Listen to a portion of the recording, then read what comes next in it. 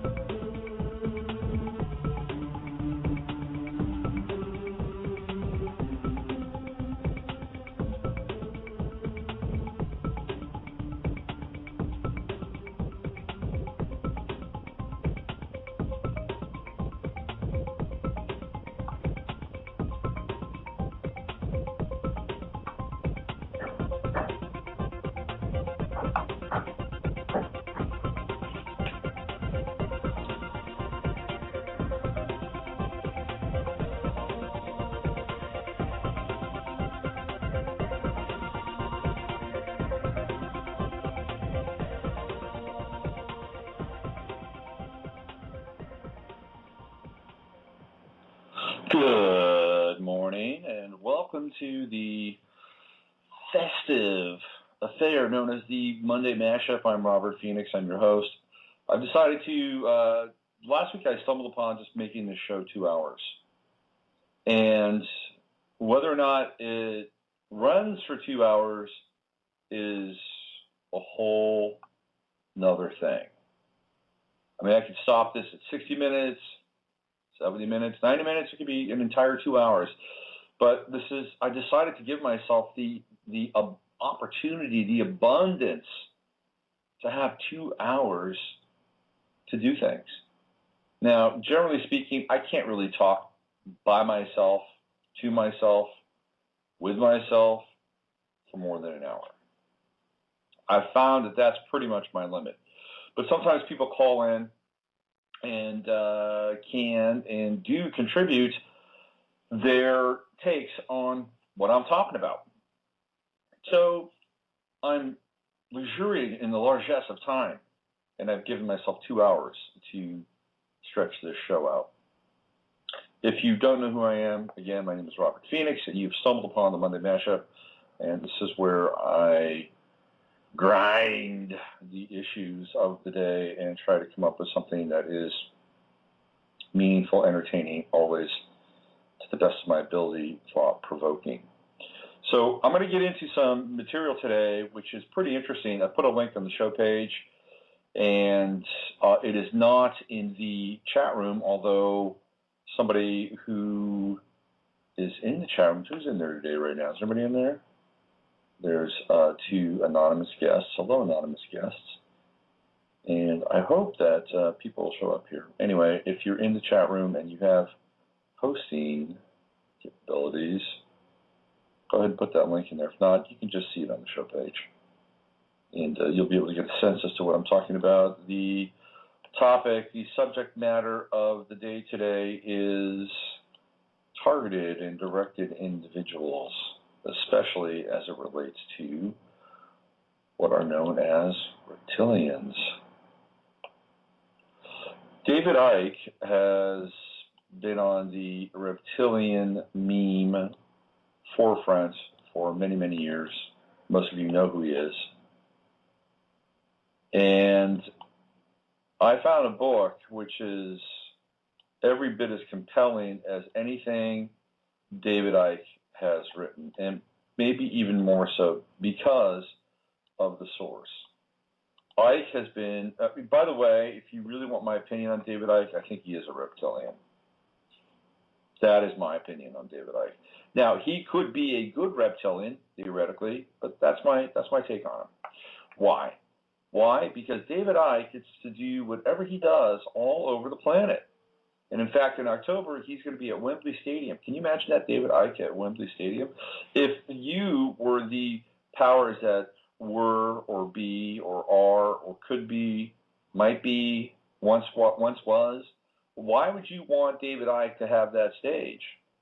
Why would you allow David Icke to do that? Why would David Icke be able to do what he does all across the planet? It's an interesting question because there are other people who have suffered far greater fates than Mr. David Icke, who, in my estimation, has suffered no fate at all, except the fate of success. And he is successful. And look, there are things that David has, or whoever David is, that he puts out that I find really interesting. And I remember back in the 90s when I would listen to Art Bell, when David would come on, it was it was one of Art's guests that I sat next to the radio and would not move, because everything that David was saying at that time was very much aligned with my own research and my own experience to a large extent. So here was a guy that was coming out with things that I was ruminating on and with for throughout most of the 90s, to be honest with you. So I always liked David, and especially his earlier work. Children of the Matrix, I think, is pretty brilliant. However, Susan Reed has put together something which is, well, it's along the same lines as David, but it also far surpasses anything that David has done. The book that she wrote is called The Body Snatchers. And let me give you some backstory on this book and tell you why I think it's an important book. Again, first of all, you can find that link on the show page. You can go right to the book itself. It is available online. Susan Reed is not this woman's name. Her last name was Gospel. Interesting name. I forget her first name, but her last name was Gospel. And Susan Reed is no longer on this planet. She passed away in 2009 in Barbados under mysterious circumstances. Speaking of mysterious circumstances, as he leapfrogs from Body Snatchers and targeted individuals to the Aurora shooting, the nurse, the on-call nurse in the emergency room in Aurora has drowned under mysterious circumstances. That's right, the woman who was the on-call nurse, the emergency nurse, she's not around anymore. Coincidence? Perhaps.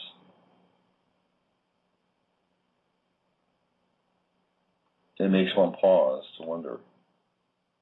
So leaping back to the other piece here, there's a sense that Susan Reed, something happened to her on the backside of this book. So this is a very edgy topic, and it needs some attention. It needs some attention. And I think let's look at it from the global perspective to the individual perspective. I don't know how much anybody out there has been following the film Why in the World They Are Spraying. This is the companion film to What in the World Are They Spraying? But it is the part 2 in the expose on chemtrails. And a lot of people are watching the movie. Even friends who I think are probably on the fence, straddling this whole notion of conspiracy, are with great interest watching that film. So I think that this is a pretty significant movie. I haven't watched it yet. I was talking with a friend of mine last night he's a film professor down in Southern California, and he thought that the content, the way the film was shot, and some of the angles are a little sketchy. but the film and the content of the film itself is very important and very compelling.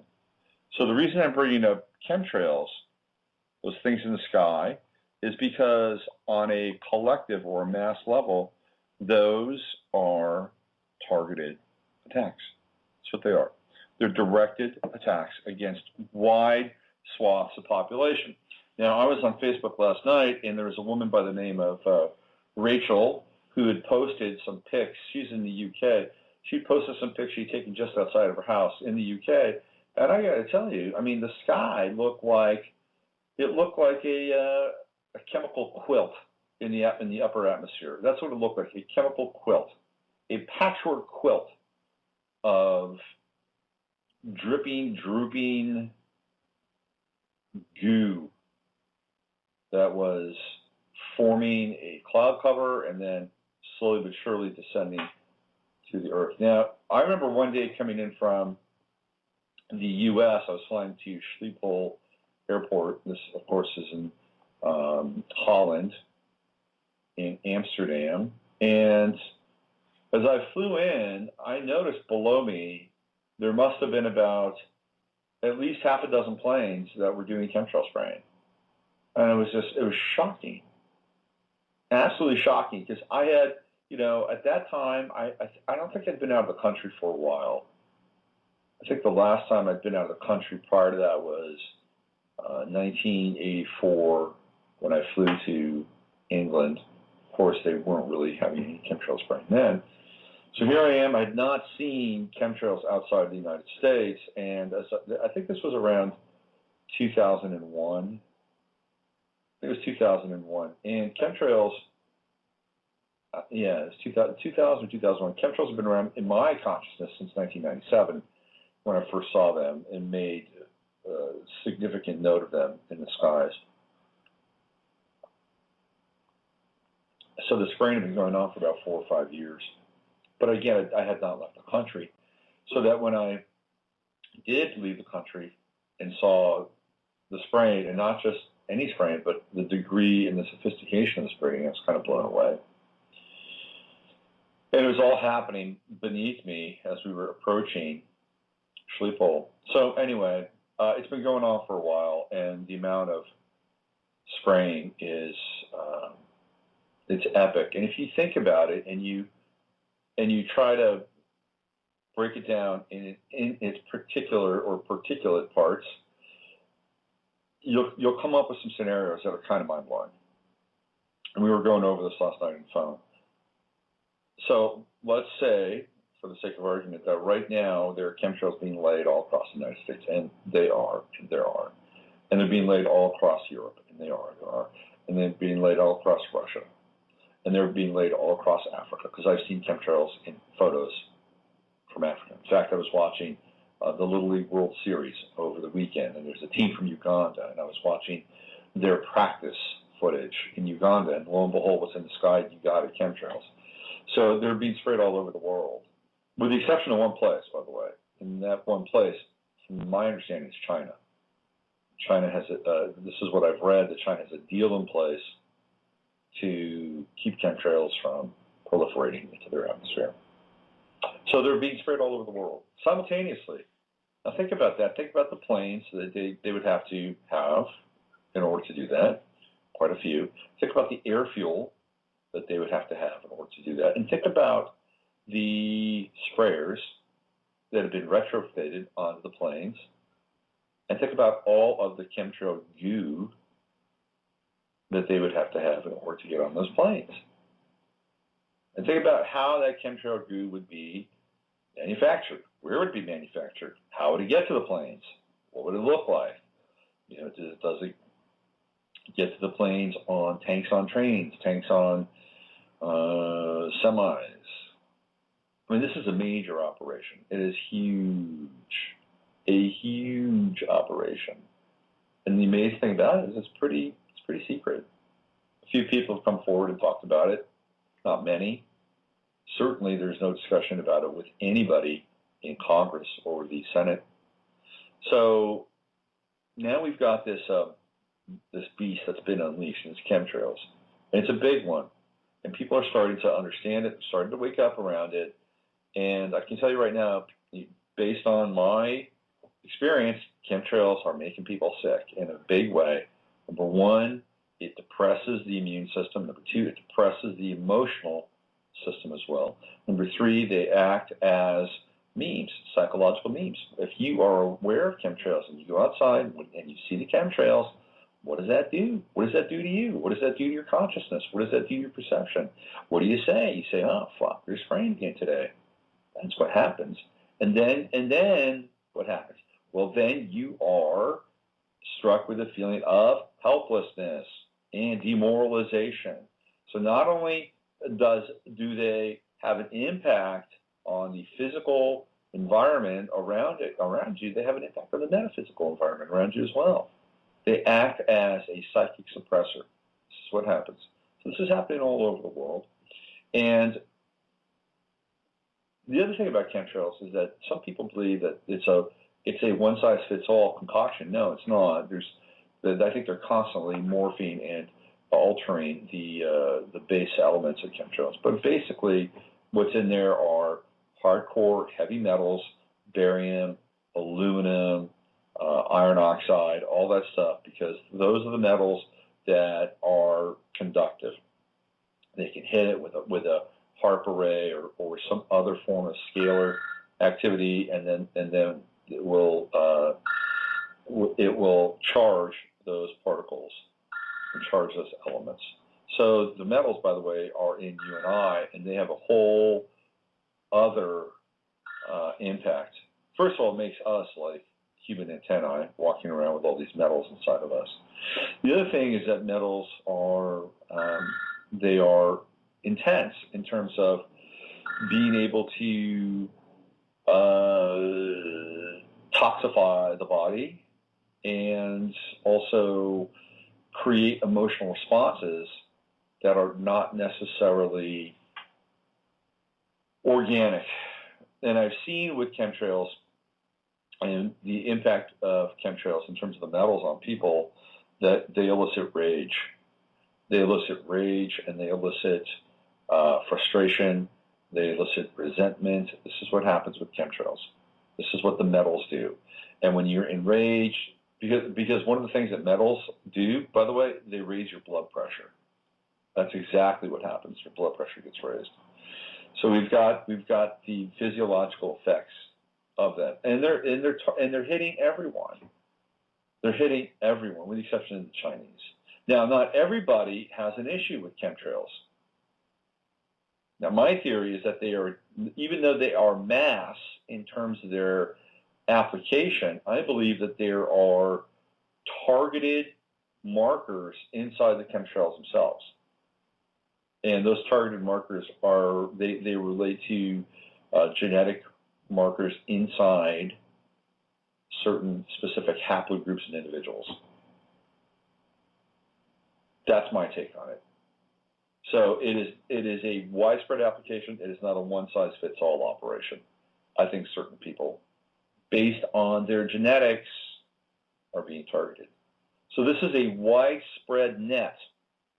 Chemtrails are a widespread net of targeting. And then there are specific instances of being targeted. I was targeted. Maybe I still am. I don't know. There's a possibility. You know, I get the tachycardia every now and then, heart flutter.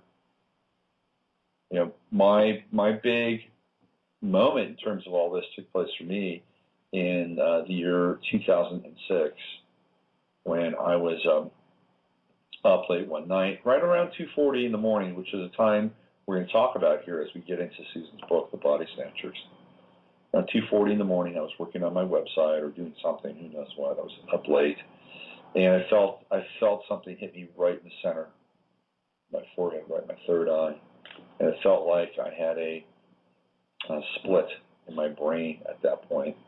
And 24 hours later, I was in a hospital with a severe form of vertigo, and it took me months to recover from that. So, you know, I've had my own experience around this stuff, and I'll be honest with you, it split my family apart.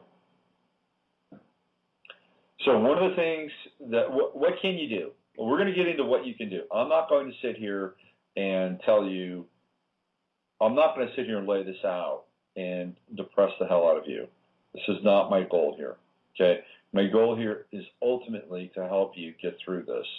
If you've experienced any of this stuff on an individual level, and if you haven't, certainly on a collective level, dealing with the chemtrails, that's a really major piece, and I hope I can help you with that. Okay, so let's get into her book. Now, it's called Body Snatchers, and the background of the book, I'll read you the background here, okay? This is what she says.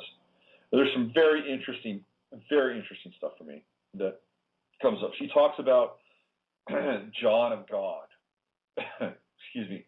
Some of you might be familiar with John of God, who has a major healing operation down in Brazil. And I saw the early John of God videos and was totally blown away. But a very good friend of mine went down there with her brother, who was suffering from some form of a parasite in his brain. Maybe it was one of these attack mode entities or whatever it is that they do. So she took him down there, and he did not get well. Not only did he not get well, but he did not get the video John of God treatment. He did not get the hemostats up his nose, pulling out a piece of tumorous matter. He got none of that. They quickly shuffled him and my friend off to a meditation room.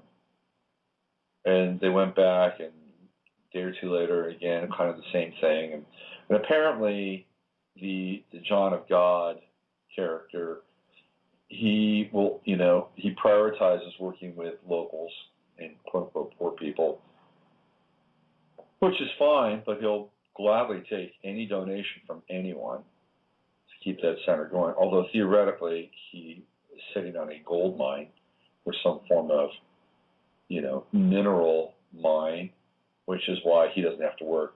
The guy's rich, theoretically. But there's a lot of entity action happening there, and he himself is probably run by a number of entities. So let's get into Susan's book here. Let me just read this to you. How it all began and why I am writing this. And this is her, okay, Susan Reed. I will start by saying a little about myself. I'm a healthcare worker with a Bachelor of Science degree. I've worked in hospitals for 15 years. Prior to the events of 2002, I had no interest in aliens or conspiracy. I was living in Marbella, Spain, setting up my freelance work in doctors' clinics and attending the government-run Spanish school. Here I met Brian. He was attracted to me, and we became friendly. I was originally unattracted to him. He is not that good looking. I then suddenly became very attracted to him. I couldn't understand it. Later, I found out this was due to his seduction techniques that he used on me and all the other women at the school, I think. His ability to attract women was unusual. However, he pretended just to be normal. There were things that really didn't fit. I will later describe these. We then dated. During our time of dating, Brian told me who he really was, that he was working for a global conspiracy. He said he thought I already knew. I had no idea at all. This was how he told me. It was 2 months after we started dating. He had fallen out with me over another woman, and he actually fired one of his weapons at me. See weapon number 3. This was done at long range. This led to his cover being blown. I'm a bit psychic and instantly knew he was responsible. I confronted him. He panicked and used weapon number 1, see section 13, on me. This actually can be lethal, although Brian was 20 miles away at the time. I ended up in the hospital and almost died. Brian was called and turned up at the hospital. Thinking I was going to die, he told me everything, that he worked for a suppressive force that was a global conspiracy, and he justified it by saying that looked at from a higher perspective, bad is okay, and that I want to join them. No thank you. 3 neighbors had taken me to the hospital, and I had told them Brian was responsible. When he found this out, and to this day, I do not know how he did it, he removed the effects of the weapon. It was drawn out of my body. I have always admired him for saving me, although his motives were keeping himself out of jail. Well, I actually know that it was one of his guys who told him to remove the weapon, who I thank very much. We continue to see each other. I'm not great at picking men. Unpleasant mistreatment is the norm for me, although he had great charm and many seduction techniques. I later found out that the real reason that Brian had been dating me was to find out about luminescence, a higher consciousness course I was doing that was fairly new and unknown to the reptilians. See later my section on anti-higher consciousness. I left Spain after that and stayed in England. Then after a couple of weeks, an attempt was made on my life. It was using a combination of enhanced witchcraft and weapons number 1. I fled to Finland. At this time, as well as trying this, Brian attacked weapon number 4 and the horrendous prison system. This was before he made an attempt on my life. I managed to survive it all right. Unfortunately, the cords that are described in the prison system will remain with me and can be seen as red cords. I later made it up with Brian, believe it or not, but this woman was a glutton for punishment. And here this guy is trying to kill her with these directed weapons, and she just can't break away from him. I mean, I'm sure that there's some supernatural link-up or hookup, but still. Here she says, I have a tendency to attract unpleasant men, and we dated on and off for a year. So I guess unpleasant men don't have to be reptilian walk-ins. That is not comforting, by the way. I did not want to go public with this information, but as I said in the prologue, I have absolutely no choice. Once you know everything, once you know something, they will try and stop you from exposing it. I obviously had no intention of writing this book, but one of his draconian entities remained connected to me for 3 years using their rule. We stop those before they expose, inappropriately forcing me into this action. This was actually all his own doing. He's gone now, at last, but I had to publish the book to get rid of him. Once it was published, he had nothing to stop, so he absolutely caused this book. Silly. He should be kicked out of the organization. He was self-serving, enticing. Let's see. He was self-serving, enticing a being named Cheryl, whoever that is, to help him. She wanted the book written, so she wrote some of this book. Never mind him. Brian was not the one causing this book. He doesn't want it written. Look again at the prologue, please. I have a will with everything in, and I will with everything in, and this book will be increased in circulation if I need to use my will. However, the cause of my death will have been the John of God Psychic Surgery Center. So she's saying that if she dies, it's those guys, the John of God people. Interesting, huh? And I must make it very clear that I would never in a million years commit suicide. I don't believe in it. And I'm also in very good health and I'm young. Apparently, she did not make it. So this is what she says about Brian. He lives a facade. There is no conspiracy or even political books in his house, and yet he knows so much. His persona is a jovial cockney, a term for a Londoner. He has a hidden strength and wisdom that didn't fit with his persona. He has extraordinary mental abilities. He was able to memorize long telephone numbers with ease. He was an expert on the computer, although he did not use this for his day job. His thoughts are stronger and clearer than other people's, and I was able to pick up his thoughts, although I am not telepathic. He even used advanced mental processes to seduce women. I know because he used them on me. Other women have had similar experiences with these reptilian hosts who are collecting DNA samples by having sex. I met one such woman. His abilities extended to such things as remote viewing, astral projection, and mind scanning. All these abilities he disguised, even the way he spoke, which would change remarkably when he spoke to work colleagues.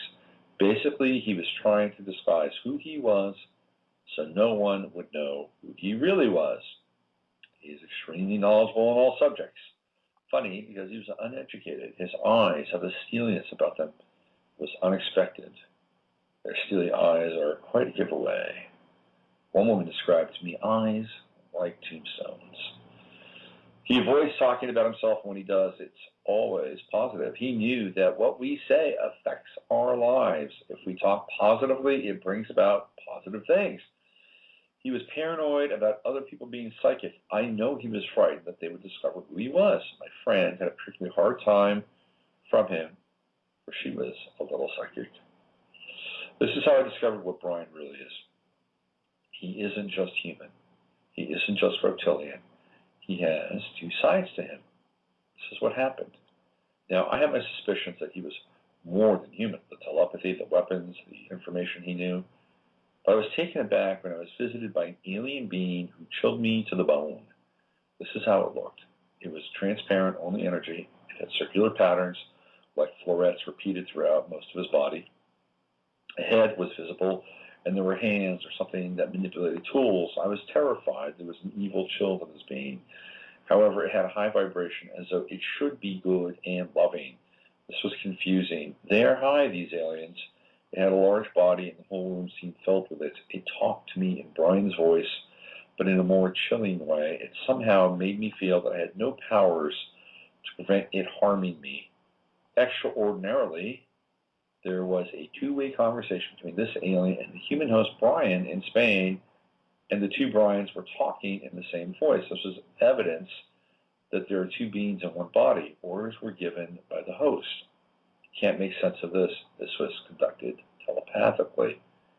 Let me now say that what else I discovered about Brian and how I drew my conclusions. Prior to having met Brian's reptilian being, I had an experience with Brian's human spirit. He actually astral projected right into my body. He did this twice.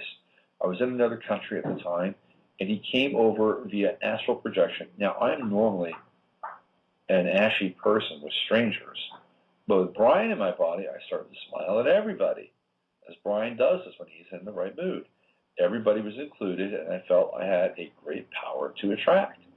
He also spoke with me telepathically in Brian's usual voice. This was, I must say, quite a pleasant experience overall. I actually felt enhanced by Brian's astral projection. However, he played mind games to display his superior mind and harass me. I have concluded, because of these experiences, that Brian is a combination of a reptilian spirit controlling the human spirit in a single human body, and Brian has described this. They have body snatched a human, but they keep the human spirit there. A worker in the Dulce underground base named Thomas Ford confirms this when he states, they know how to separate the bioplasmic body from the physical body to place an alien entity life force matrix within the human body, excuse me, after removing the soul life force matrix of the human. The life force matrix, I would assume, would be the spirit. I also have evidence that the reptilian and human spirits are technically joined at the mental level. Brian has, in fact, told me after the event, I'm the reptilian and I just use him, the human. I ain't no human. Well, he's part of me, but he ain't me. You know what I mean? And they don't exactly coexist. It's more like the alien has overwhelmed the human. The reptilian is now in the driver's seat. And by this, I assume he means the mind of the reptilian is in control. I deduce that the human spirit is needed to coordinate the body, which the reptilian can't do. How can this be possible with spirit technology, which they have? He tells me that the alien hijacked his human body when he was about 20, and prior to that, he'd been abducted when he was a teenager, and describes it as follows. I've been their spaceship in person to have a few things tampered with. They hauled me up in some sort of beam. It stunk. They made sure I could breathe. It was a bit of a weird experience for me. I've been a normal geezer, and then there I was. It reeked. I can't say I felt great about it because I was human, wasn't I? I wasn't reptilian then. They looked, they were dressed all right. They couldn't talk initially. They can't talk. Can't say a word.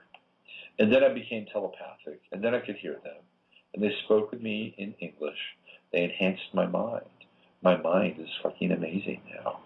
And they nicked a few things, body specimens, and then they plonked me back in my bedroom. He has also told me that before he was born, all his past life experiences have been removed, including any karma and his implants have been removed. When Brian is trying to harm me, I get a mental image of a wide jaw with sharp teeth, roaring in a blood-curdling way, a bit like a dragon, as Andrew Hennessy has described.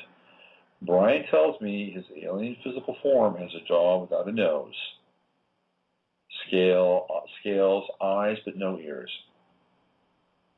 It is aqua blue, but only in his environment would appear a green color here.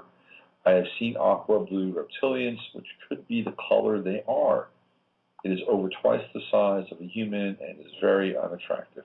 They smell unpleasant. He says our bodies are out of sync with the rest of us. We wish we didn't need bodies. The alien unattractiveness may be the reason he admires female beauty so much and expects very attractive girlfriends, and is very critical of any imperfection. You may wonder why I continue to be Brian's lover, but I had mixed reactions to him. When Brian shows himself as he truly is, I am awe-inspired by him. My thoughts are what he does. What does he want with lowly human me? Why doesn't he want others like him? They're so much better than me, for he is so much better than me. Wow, this one had a major self-esteem problem.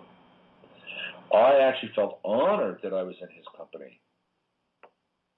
I suppose you could liken it to a human with a dog, and a human hanging out with the dog. Well, the dog would think, what do you want to hang out with me when there are other humans to mix with? They're more than I am. It was like I was in the presence of a great master.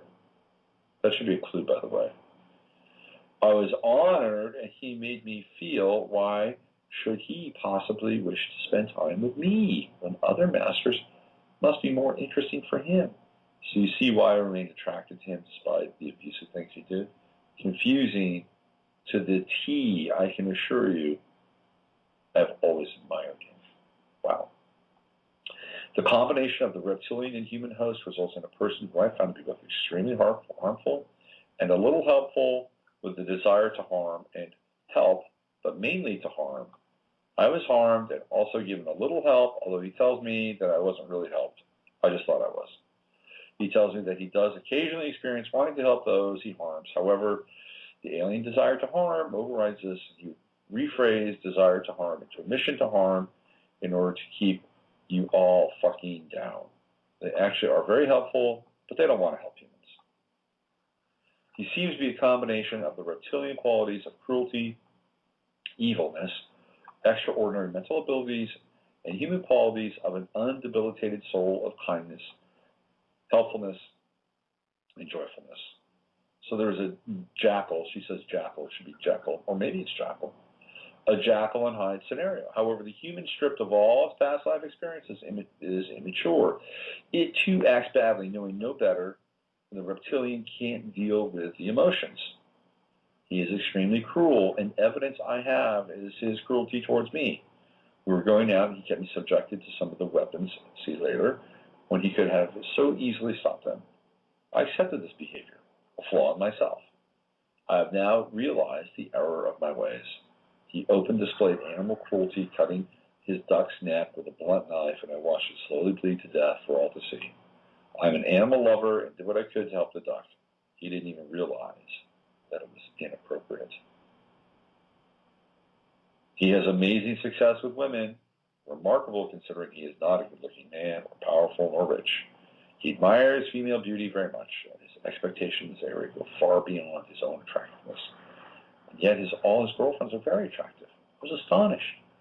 I believe the reason for this is the seduction techniques he uses. I experienced these seduction techniques, and they involved advanced mental processes. One of them was images of him giving oral sex, actually, like a record replaying itself over and over again. I suddenly became very attracted to him, and yet I was always tense around him. His womanizing was rampant, above anything or anyone else I knew had ever experienced before, and his interests were only there until the women stayed the night, and once this was achieved, he completely lost interest. I tell you, reptilians give Earthmen, a bad rap. Totally bad rap. So there you go. This is sort of the background and how and why she was attracted to this guy. And it's a fairly long book for, well, it's not fairly long, but it's detailed. It is a detailed account of what happens and why this is happening. So this is section 2.1, and the title is Warrior Draconian Gone Rogue, spilling the beans on the reptilian organization secrets and on the information in this book. So what happens is she connects with the reptilian entity inside of Brian, who's pissed off. And he's pissed off at the reptilian hierarchy, so he decides that he's going to screw with them and give her all this information. So she says, for 2 years I had reptilian entities attached, a male and a female. I will name the male entity Ettish for purposes of this book, although this is not actually his name. I also refer to him as the rogue reptilian. I only found out about the female via Ettish. They've been sent by Brian on his orders. They were initially fooling me into thinking they were helping. I wanted them there. They were my helpers. I believe they were against Brian, but all along they've been giving him my location. They were like they were there as spies, like I'd been bugged. Brian always happened to know my location. I had no idea how.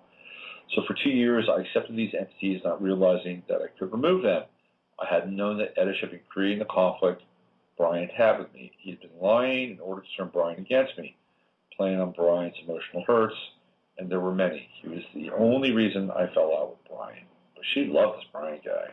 Wow. Well, what I learned from the reptilian entity was far more than I should have done. He gave much away. Here are some of the things. He is a large entity and attaches at the back. He used to be in the reptilian army, now helper Brian, same rank as Brian, and therefore giving away that Brian is also part of the reptilian army. Exposed his female reptilian companion, and Brian, and now both of them, rejected him. So he's now enemies of Brian. Enjoys harming humans, seeks power, and too much for his rank. Feels superior to humans, hates all humans. Branton describes a worker at Area 51 talking about a reptilian they had to kill. Reptilians hate humankind with a passion. They only want to see humankind dead. The hatred these beings have towards humans is incredible, and they will do anything to destroy the human. Held in captivity, they will take every possible advantage to kill a human. Therefore, they had to kill it. This describes this reptilian entity exactly. Breaks agreements unless future consequences to himself. His presence goes unnoticed when orders and is not unpleasant. He fed back information to Brian, such as my address. Okay, so here we have somebody who is now theoretically possessed. Here are some more of his characteristics. Mentally works very differently to humans. He plans A, B, and C, all going fully at the same time, predicting future probabilities. Extremely clever. Works on logic, but has to win characteristics. Makes him illogical. Was a physical reptilian 3,000 years ago in China as part of the army. Experimented on humans, including sex for genetic research. Had a slave girl who would go out and find humans for their experiments. They were masquerading as gods. This was a past life of his that has been found to be implanted on my etheric body. Looks up to winged dragons and would like to be likened to a dragon. I assume, therefore, they are his superiors. Thinks he is one. Says he is expecting a reward from the reptilians of a hybrid body when they first colonized the earth. Has described this to me. He said he would be the first lot there. So let's get into some of the stuff that this Ettish told Susan Reed.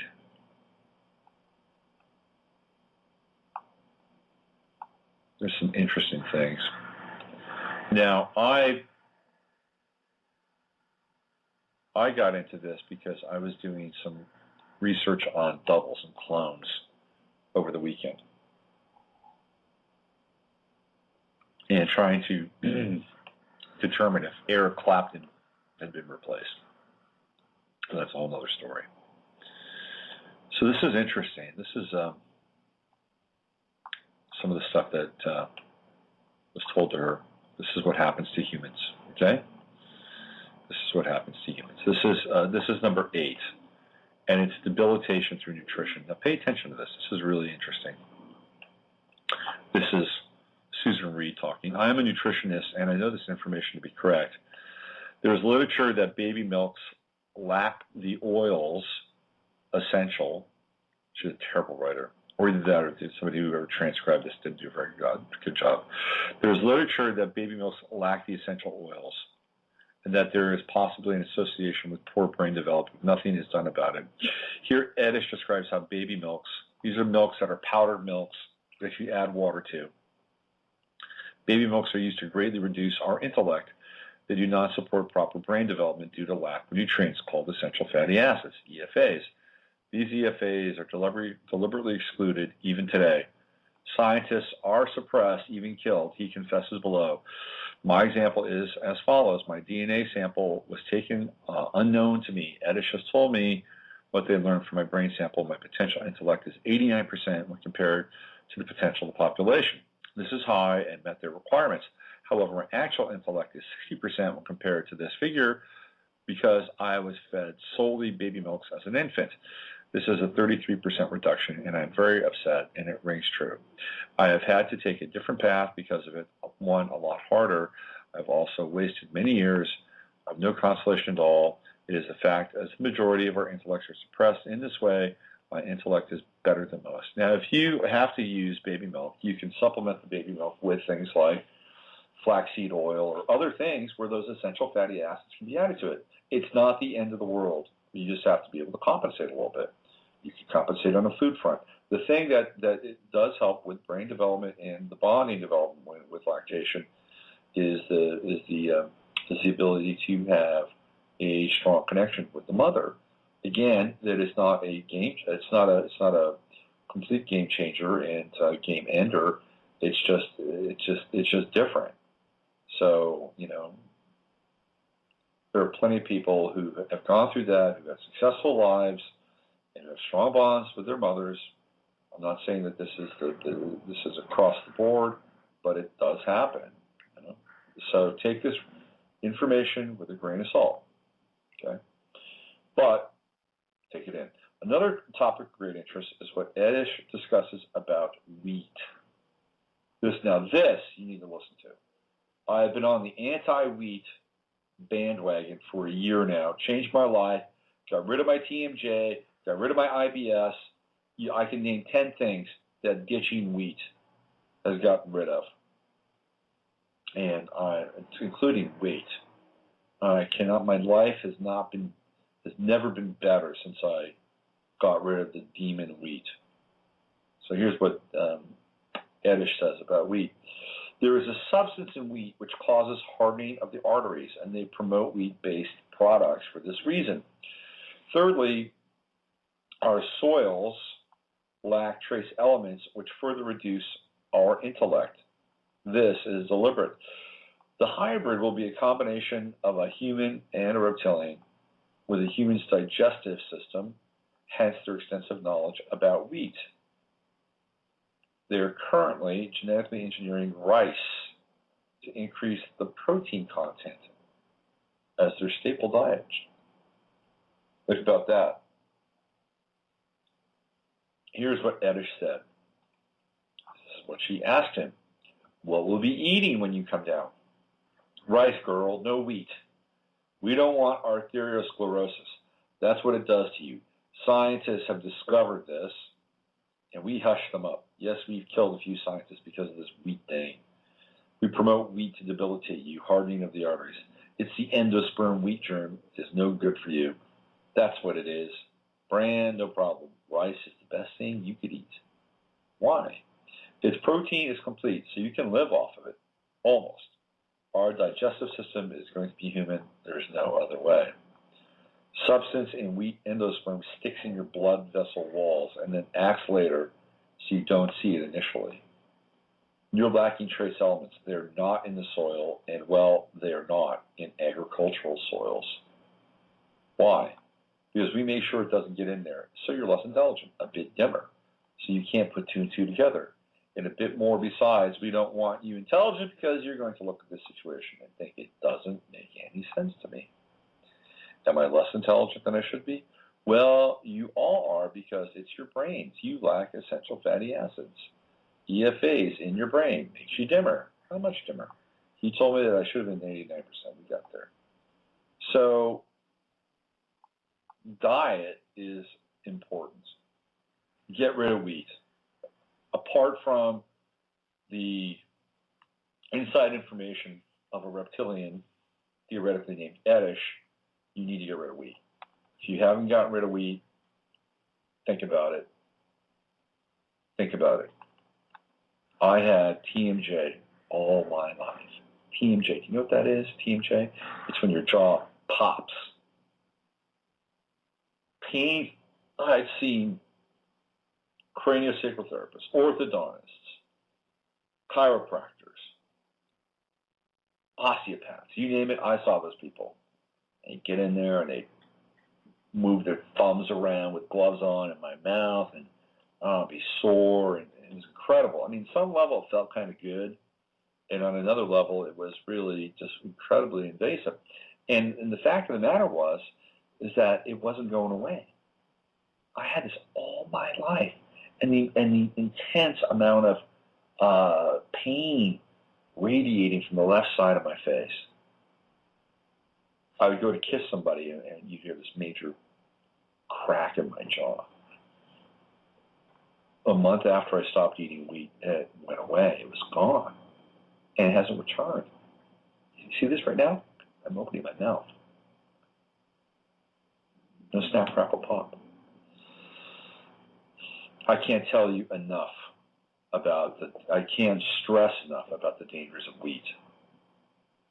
Get off it now. Your life will be much better. The other thing about wheat is that ultimately it depresses you. And I also think, by the way, that there is something inside the wheat that is a trigger to Morgellons. I can't make the connection that is scientific. I'm not sure anybody could at this point, but that's my sense. Because sans wheat, a lot of the freaky stuff that used to happen to me doesn't happen to me anymore.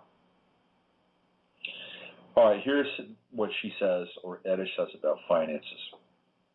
Very important. I'm going to read the whole thing. It says, they are the banks, and they control us through debt. They, reptilians, they are the banks. That's what she's saying. And they control us through debt. They use a universal law of abundance which affects our prosperity when we are in debt. Debt draws money and other things away from us. We have to work harder, which leaves us with less time to question what's going on or raise our consciousness. This is Ettish. Debt's a biggie for us. We are all the international bankers. And if you're all in debt, it means we've got the grips on you when the time comes. But that isn't why we're doing it. It's our money you are using. We manufacture it and rake in the interest. There's nothing backing the money up. No gold is there. It isn't just about making money. We're using a universal law. If you are in debt, things don't go your way. A money law of abundance and abundance. Debt draws things away from you. And it isn't just money. Think about that. Think about that for a second. Why is it so important to be out of debt? Why? We all know the universal laws, and we use them, and it isn't just that one. We're behind most of the credit cards, so you don't know where you are with your money. And you spend more than you need, then you end up in debt. We want you all in debt so things don't go your way. And Darren Keith Williams is trying to call me. I've got somebody, Darren from the show last week, is trying to give me a call. Maybe he doesn't know I'm on the air. We're behind most of the credit cards, so you don't know where you are with your money. You spend more than you need, and then you end up in debt. We want you all in debt so things don't go your way. Then debt makes more debt. We dig the knife in, negative spiral downhill, and we help it on its way, taking more than is reasonable. Once you are in debt, Look at the overdraft fees, 30 pounds for bounce direct debit, 17% interest on bank debt. It's absurd. And why doesn't anyone question it? Well, if they do, and they are in a position of power, we get rid of them. We own all the money, so we can't control you better. If you are in debt, you've got no time. You have to work more to earn more money, then you can't consider anything else. Look at the rich and famous. They've got more time to do their alternative stuff. What about mortgages? Well, a mortgage is a debt, isn't it? A big mortgage makes your money go badly for you. Anti-abundance, girl. Doesn't the value of a house offset that? No, it doesn't. The value is just theoretical until you sell it. So we wouldn't mind you all having huge mortgages. It makes things go worse for you, and we've got the grips on you. Interesting stuff, huh? It says here that they are orbiting above the Earth in space stations, and there's quite a few of them. This is what it's stated here. And let's see, the environment. Let's see. This is what says, she says, they wreck the environment but would rather not, as they want it to be their home. They are, in fact, concerned for the environment. They would like to do more for the environment. However, taking over the planet is their only concern right now. As a result, the environment is being damaged. Ettish explains here how they conserve endangered species by abducting them and storing them in their space stations. In our ships, we have a lot of species. Why? So we can repopulate the Earth when we come down. We take creatures now and again and keep them in cold storage, hibernating. They'll come around. We breed a few of them too. We clone, but we've got to have a pair, not just one. When you and I are extinct, you meaning humans, we'll put them back in place because we wouldn't mind having them around. Creatures, animals, insects, we don't want them extinct, do we? Now and again, we still take them. The last creature we took, we have a bird that's now extinct. It can't fend for itself, and it never could fly. The stuff going on in the Galapagos Islands upsets us. The Galapagos Islands are going to go extinct. The wildlife, it's still getting eaten. It's not us. We're into the environment, aren't we? We don't want it wrecked when we arrive, do we? That's funny. So reptilians are environmentalists. Do you support environmental groups? No, we can't because they aren't us. The bottom line is that taking you over is more important than the environment right now. Do you deliberately pollute the planet? Well, we do, but it isn't us. It's because of us. A byproduct, so to speak. We prefer it was different. Do you suppress environment support groups? Yes, we do, but only because they are not us. It isn't that we don't like what they're doing. We're responsible for the environment. We're responsible for the environmental problems. We don't mean to do it. It's a byproduct. We're very upset about it. Extremely upset. We conserve things if we can. Are you destroying the Peruvian rainforest? Yes, we are. We haven't got Peru, have we? And if we were in there, no rainforest would be touched. But right now, we've got to do it. We've got to get those natives out of Peru so we can get them civilized. We don't want anyone left who isn't chipped up. Natives who are not civilized can't be part of our plan. So we do what we can to destroy their culture and their habitat, so they have to toe the line. We want them all to be under our thumb. They don't have any banks, and that's the problem, isn't it? No banks means no implant. Interesting. So here's the here's a pop culture part of our programming where Ettish exposes famous reptilians, naming names. Ettish has told me some of the well-known reptilians are humans. He has named not just politicians, but actors too. Tom Cruise, exclamation point. They need to infiltrate all of society. He names two members of the royal family, Princess Anne and Prince Philip, and has explained that not all the royal family are reptilians. This is described under royalty. He has named another well-known actress, Emma Thompson. They promote certain types of films, and Tom Cruise has almost killed a co-worker using the weapon number 1. Okay, so let's get into this. Name some reptilians for me. What do you look like? They want to look bog standard, normal, so no one suspects them of being anything other than who they portray. They never look like hippies. It's the last thing we want to do. Presidents. Franklin Roosevelt. Interesting. Why are your people not always presidents? Well, we are sometimes, but we prefer not to be in the spotlight. Blame Bush, and he isn't the reason. How about 4-year presidency? Well, it isn't long enough, is it? A lot of work for just 4 years. We'd rather be in power longer and not be ousted, but it has been known. We are more behind the scenes, and it's also because we don't want the finger pointed at us. U.S. politicians. 70% of the U.S. government are us. 70% of the U.S. government are human reptilians. Donald Rumsfeld, Condoleezza Rice, Colin Powell, I'm not telling you, Henry Kissinger, John Ashcroft, Jon Snow, Richard Shelby. Has anybody ever heard Louis C.K. interview Donald Rumsfeld about being an alien, about being a reptilian? Very funny stuff. UK politicians. Britain, Britton, is one UK politician. I don't know who that person is. Macmillan, UK politician, the UK Minister of Education, UK Minister of Foreign Affairs. Anyone to do with foreign affairs is likely to be one in any country, UK government behind the scenes. German politicians. Helmut Schmidt, he is. Bankers. Most are. Nelson Rockefeller, Rockefellers. Some are, some aren't. Vanderbilts, most of them are. James D. Wolfenson, President of World Bank. Top dogs in NatWest Bank are HSBC, Halifax, most of the banks. The UK royal family, Princess Anne and Prince William. Now, originally she said Philip. Maybe they both are. Actors. Tom Cruise is one.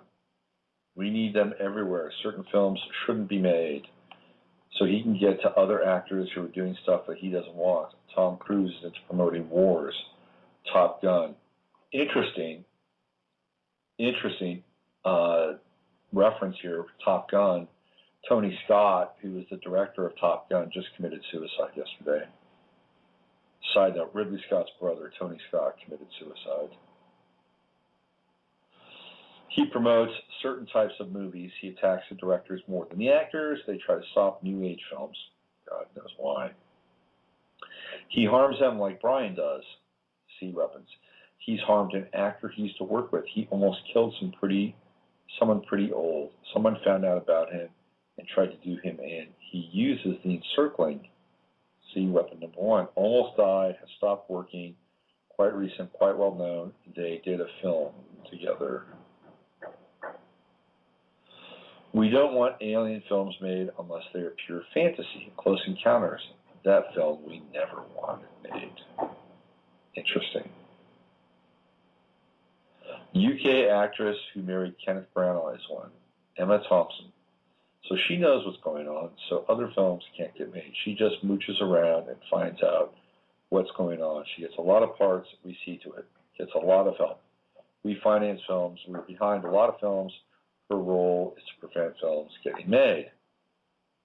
Virginia Wade is one. Virginia Wade used to be a tennis player. I don't know why that is so compelling. So this goes on. They have a whole list of lethal weapons. Weapon 1, 2, 3, 4. There's looks like there's 7 of them, 7A and 7B. And they have weapons that create heart attacks, create strokes. There are weapons that are used on public speakers, all this stuff. Weapon number 4, a mass toxic energy substance put in the atmosphere to suppress all. This is interesting. This is sent between the hours of 12 noon until 10 p.m., approximately with maximum sent in the afternoon, causing the afternoon blues. Everybody is suppressed, and they don't want us to know it's done. Here's what Ettish said. What is this toxic energy that is in the air? He says it's harmful to humans. Our machine manufactures it. We hope you don't notice it, so we keep it as low as we have to. Our machine does it. Why? To suppress you, to make you all a bit depressed. It makes people feel a bit heavy, a bit depressed, not clear thinking, and can't quite function as well. The afternoon blues, that's what it does, so we can control you better. So if you are under the weather, you are not geared up for anything, and we get the better of you, so you're less likely to get enlightened and know what the ball game is. What are the exact hours? 10:30 a.m.-ish until 9 p.m. right now, and that's in the wintertime, and 11:30 a.m. to 10 p.m. in the summer. Why not longer?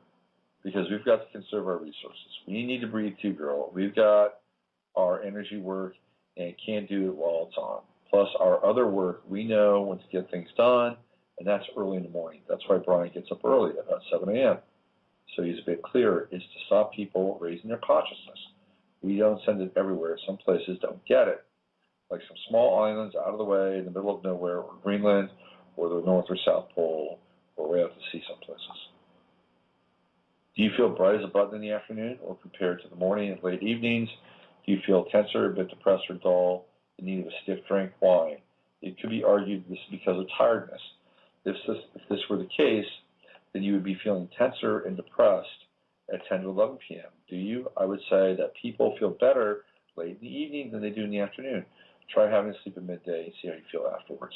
If it's tiredness, then you should feel as good as you feel early to mid-morning. Try sleeping until midday. You should feel as you do in the mornings, but do you? I think it's the afternoon effect. I think that the afternoon effect will still be there because it is in the atmosphere. How do you find doing mental tasks requiring focus, such as studying in the afternoons? It is easier in the mornings. Why? Try a jacuzzi, a hot tub for 20 minutes in the evening, and see how much more relaxed you feel. Have a long swim, same effect. Why? It can't be the heat because swimming in cold water has the same effect. Gentle exercise doesn't relax in the same way. In fact, it can be stimulating. Why then does spending a long time in water relax us? Because it removes toxic energy particles designed to suppress us. It could be argued that water removes stress. Having a relaxing, stress-free day and still see the difference after spending time in water. How I discovered about this weapon is as follows. When weapon number 4 was removed, I noticed that a milder effect persisted.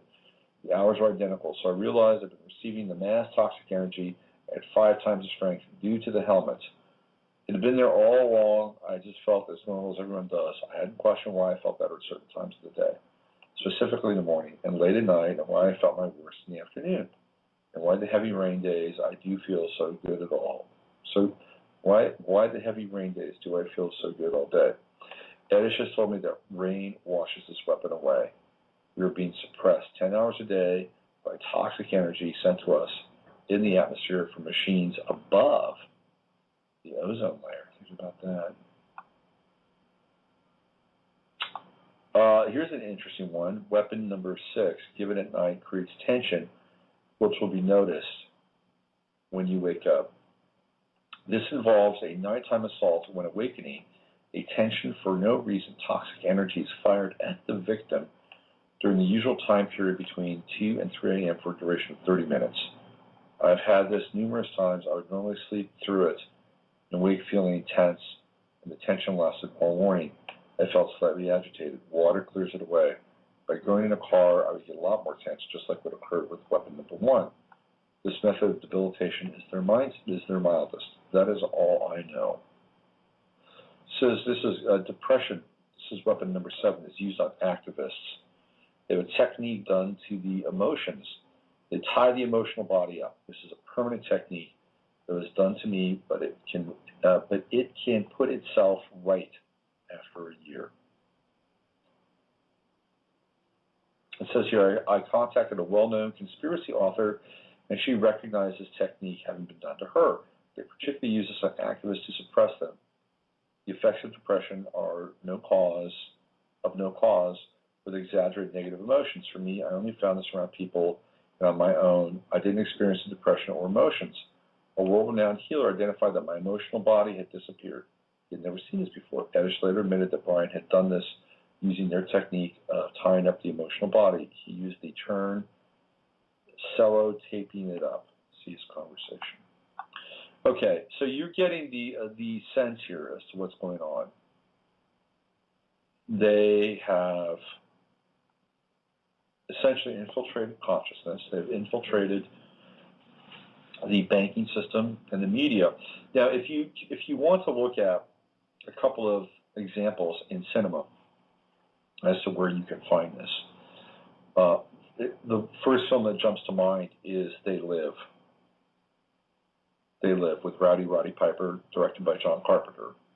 It's one of my favorite films. It comes from the 1980s, and it talks about exactly what is being shared here through Ettish and Susan Reed's book.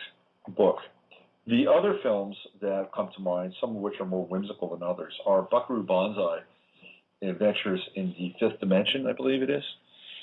And again, you have these kind of reptilian-like creatures taking on Earth-form bodies. And by the way, they're in space stations that orbit the upper atmosphere. So that's another cinematic portrayal of this. And the third, which I think is quite interesting, it's a film that, speaking of Scientology, I think people should watch. It's a terrible film, but I think it's essential viewing.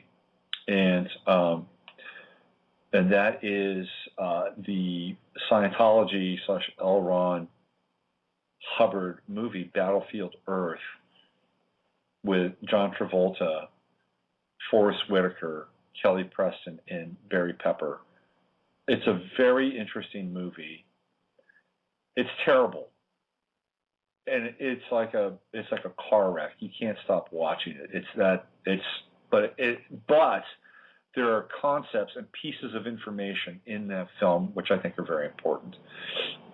And one of which is this kind of rigid, hierarchical ideology that the cyclos, who kind of look like reptiles in some ways, they have very long tongues, and they're large, that the cyclos demonstrate, that leverages everything. And everybody within the cyclo organization and hierarchy is always trying to get over on each other, which means they're trying to get evidence, and they can blackmail and do all kinds of extorting.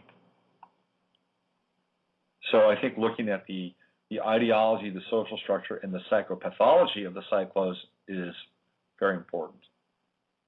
Understanding what leverage is very important. The other thing that's fascinating about Battlefield Earth is that it takes place mostly in Denver and in the Colorado Rockies, the area surrounding Denver. Think about that for a moment. So yes, there's another example of what I'm talking about here, or what Susan Reed is talking about with this book, The Body Snatchers. Okay, so the question is, number one, do you believe in reptiles? Do you believe in the reptilian conspiracy? I'm going to open up the phones if you feel like calling. I saw that Dave from Austin was on the line there. He dropped off. Do you believe in reptilians? Are reptilians just a fanciful diversion that has been cooked up by some very creative guys at Tavistock? Are they real? If they are real, do you believe what I've just read to you? Do you believe that we are under some form of colonization?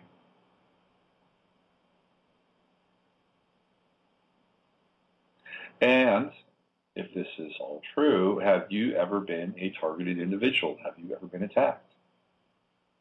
And if so, how has it changed your life? 347-308-8995, 347-308-8995. You can call in. You can chime in on any of those topics. Do you believe? Now, there are some people that here's an alternative theory in the alternative research world, is that the whole reptilian thing is a cover for something much more basic and fundamental. For instance, I was watching a video on YouTube over the weekend where Alex Jones came out and ripped Israel and ripped Zionists and ripped Zionism. This was in 2000, I believe it was in 2010. And Alex Jones has been questioned about his allegiances. Let's put it that way. There are people in the alternative research community who believe that Alex Jones, with connections to people like the the Seagrams family from Canada. Man, I'm drawing a blank. I didn't have my essential fatty acids in my brain. But if you look at all of Alex Jones's connections on his show, his sponsors, well, as my friend Visible would say, they're all members of the tribe. And Alex Jones's wife happens to be a member of the quote-unquote tribe. So as a result, Alex Jones does not go after the Zionist / Israeli connection on his shows. Clearly, there was a 2010 video that demonstrated that he was, I wouldn't say he was over that, but he didn't pull a lot of punches. And he called out people like Rahm Emanuel, and the neocons, and the Bush administration, and all that stuff. But it took that video or that piece on Jones's broadcast network for people to say, well, look, he came out and said it. He's not dancing around the issue anymore. Because Jones, we'll talk about the Nazi intelligentsia. By the way, it's Bronfman. Alex Jones has the same lawyer as the Bronfmans, and the Bronfmans are major, major players. So Alex Jones came out and basically said it, right? He said the Israelis, their fingerprints are all over 9/11, blah, blah, blah, blah, blah. And he got out of the way, and he doesn't really talk about it that much anymore. But up until he did that, he was saying, well, it's the Nazis, it's the elite, it's the this, it's the that, it's the Saudis, it's Islamophobia. Now, there's some people that believe that the reptilian thing is yet another cover, like David Icke. Does David Icke ever come out and say, well, it's the Israelis, it's the Zionists, these are the people that are driving the agenda? But instead, in place of those people, there is the reptilian meme or the reptilian scenario or the reptilian conspiracy. So there are some people that believe that the reptilian conspiracy is really just a cover for something else. Now, I'm not sure if I agree with that. I think it's much more complex. Much, much, much more complex than that. Things are not as they seem. Why? Why is it then that there are, quote-unquote, non-Zionist or non-Israeli people in the world who have absolutely no emotion, people in relatively high places, no emotion, no compassion, and feign this ability to have concern? Why is that? Well, it's because, likely, as Susan Reed pointed out, they're not human. And this is what dawned on me in the 90s, bringing this full circle, going all the way back to my pre-David Icke epiphanies, that the only way that this stuff could be perpetrated on our own kind is if people who were doing it were not human. When people were theoretically alien.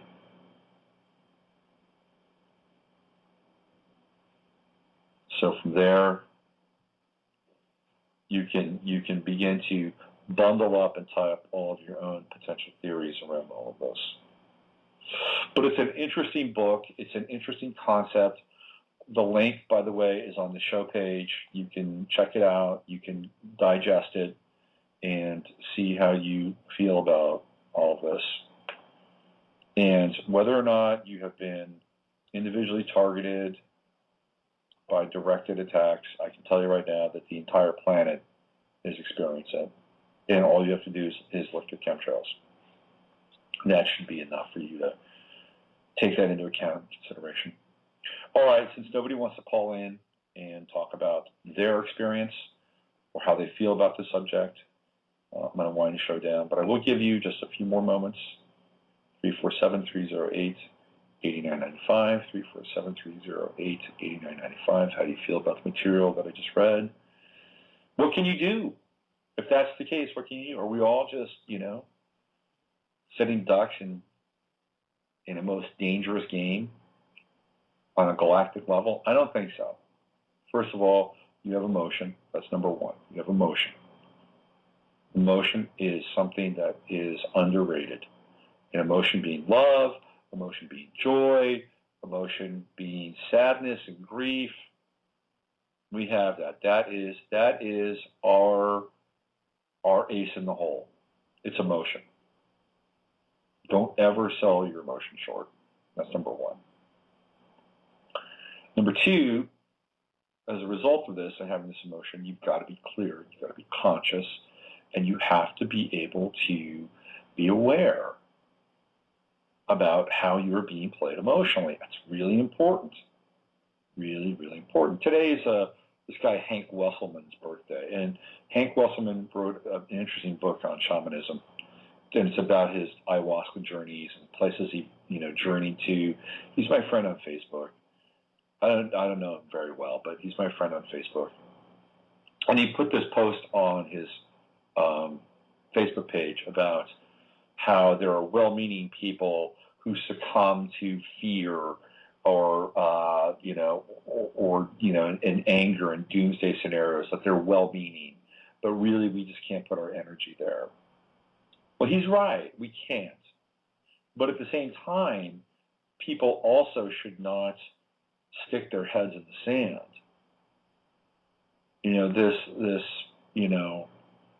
Pollyanna effect that everything's just fine and that some wonderful being or some wonderful force is going to come in and save the day for us without us having to lift a finger, as long as we just, look away from the negativity and the darkness, is infantile. Now, that's not to say that there can't be some metaphysical alteration of our reality and our consciousness in relation to the reality that can change things greatly, because I think it's the only way things are going to change. But I don't think that just sticking your head in the sand is going to make it happen that way. That is my opinion.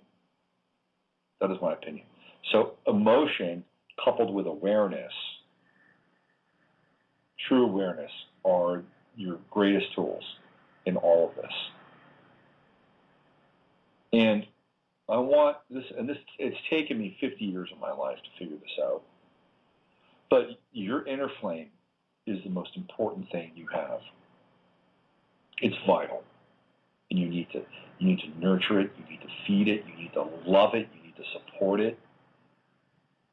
And you do it by exercising people in your life that are just time sucks, their energy sucks. You get clear on that, and you pull the ripcord of those people. Activities. There are activities that will feed you, and there are activities that will debilitate you. Move towards the activities that will feed you. Food. Let's talk about food. You've got to eat good food. It's essential. And I know for some people it's hard because there are limitations in terms of maybe where you live or the amount of money that you have to spend on food. Organic food, which is just real food. I mean, the greatest scam in the world is that organic food is this really special breed of food. No, it's just natural food. It's just food that was just grown out of the ground. Everything else is what's fucked up. This is just regular food. So grow it if you can. Eat it by all means.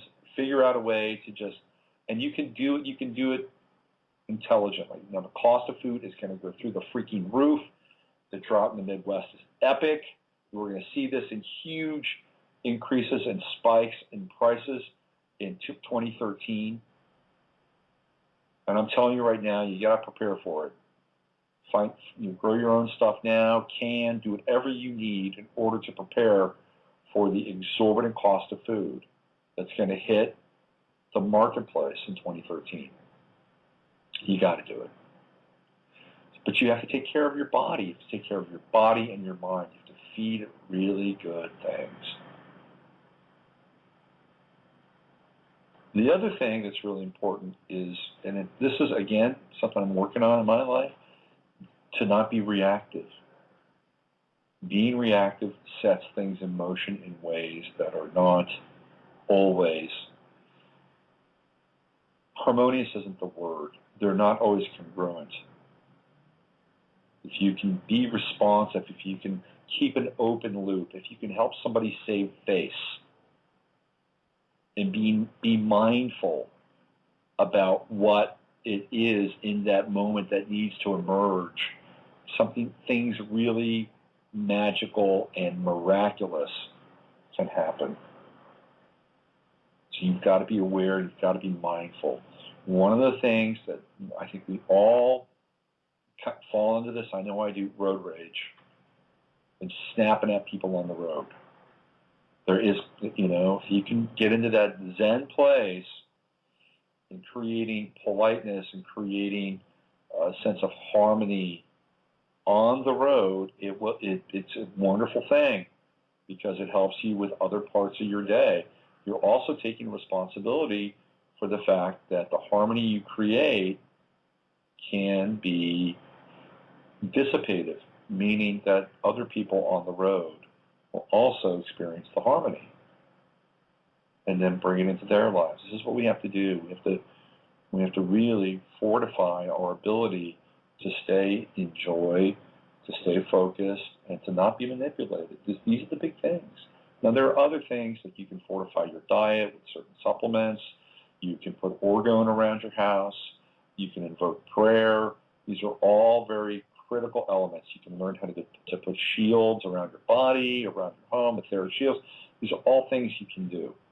And if enough of us do these things on our own, then we can begin to theoretically slay the dragon. And whether it's a real dragon or a metaphoric dragon, we slay those dragons. So that's what you can do. Do your best. Do your best to steer clear of resentment, frustration, bitterness, jealousy, and envy. These are spirit killers. And what happens then is that we get down, we get depressed, and then these entities, and whether they're thought forms, whether they're symbolic entities, whether they're real entities, that's when they come into your space. And that's when people don't act out of their authenticity. Now, I'm not saying you have to be an emotionless robot. No, I'm not saying that at all. Just understand what it is that you're feeling. Get it out, get through it, be conscious of it, be aware of it, and then move to the next level, move to the next layer. And the last thing, and this is something I'm just really kind of understanding right now as we speak, money. Abundance. Do not talk about what you don't have. Don't. If you can get out of debt, get out of debt. If you can't get out of debt, screw your debt, walk away from everything and trash it and then start over. Or if you want to, go the bankruptcy route and declare bankruptcy and then get through that. It is a suck. It is a suck. And we have to get to abundance. It is essential that we get to abundance. And I'm learning that more and more and more 50 years deep into this experience. Doing my best to disentangle my own karmic relationship with poverty and lack thereof of any essential resources. All right, so it is 11:30, and oh, by the way, I got to I got an email from Cliff High this morning. I got a nice email from Cliff High. Cliff apparently listens to the show. Thank you, Cliff. I appreciate that, and I'd love to have you on at some point. Always admired your work, respected your work. It's important, and what you do is essential in terms of letting out the air and the tension of the global thought balloon. I think it's important. So I'd love to have Cliff on the air at some point. Nice email. Thanks for sending that, Cliff. Okay, so we've reached the end of today's show. And what did we learn, boys and girls? That there's a dragon in the room. And that dragon may not be who you think it is or what it is, but be aware of that dragon, whether it's real or whether it's imagined. It's real for you in that moment.